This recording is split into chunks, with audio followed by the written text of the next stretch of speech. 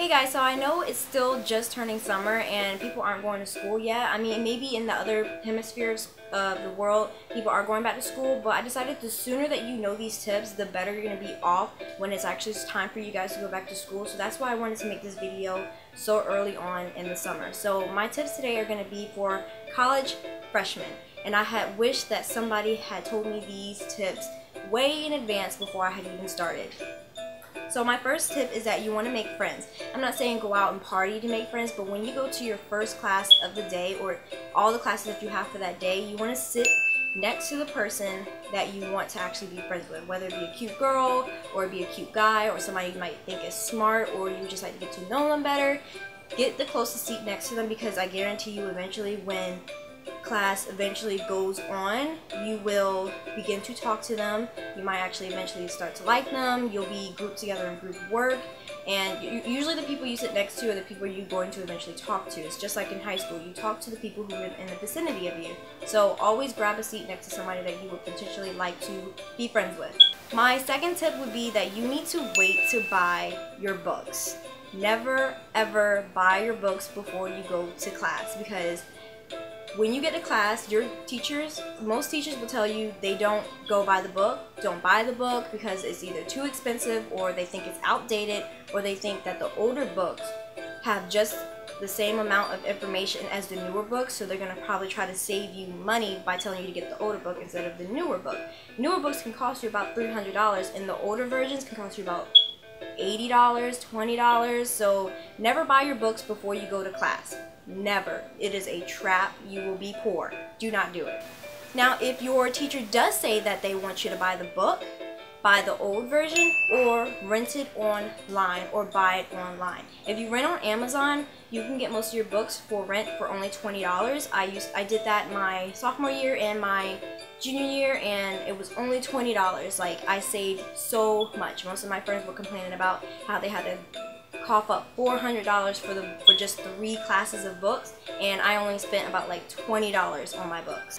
So my next tip is, speaking about books, if your teacher is asking you to get the book and to bring the book to class, because most teachers, they don't even really tell you to bring the book to class. So you're buying a book and you might look in it once through the whole semester. So even if the teacher does say, buy your book, I went through a whole year without actually purchasing a book when my teacher told me to, and everybody had only looked into their book once, and I saved me some money.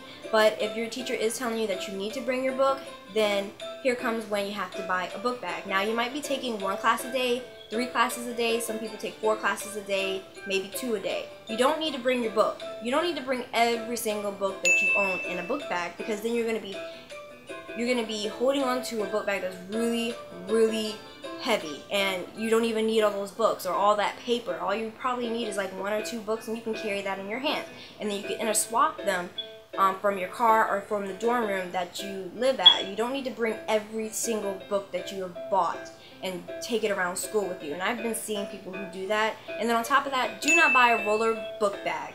Roller book bags, just, how do I put this nicely?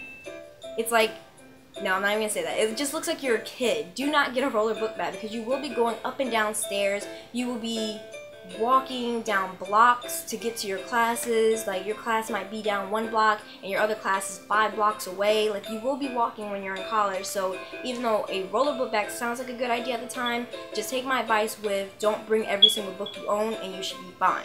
My other tip is, do not procrastinate. It really does start to pile up around exam week. So your teachers will tell you about the papers, the big papers that are due at the end of the year. You want to go ahead and jump start on it. Write like 4 pages of it.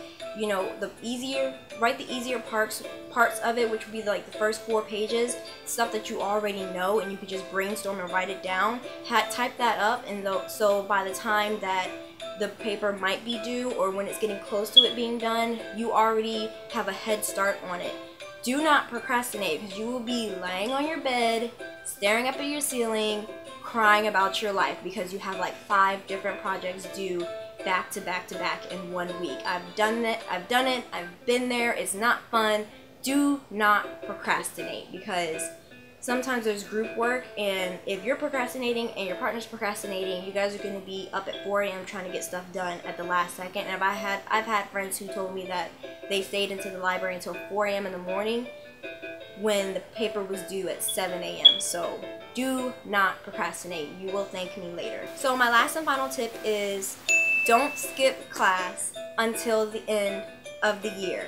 Now, I've had friends who have skipped class at the beginning of the year, and they just add all it up, and then usually your participation grade includes you coming to class in college. Sometimes that's all you get, and you can fail if you skip 3 classes out of a 6-week class course or a 4-week class course.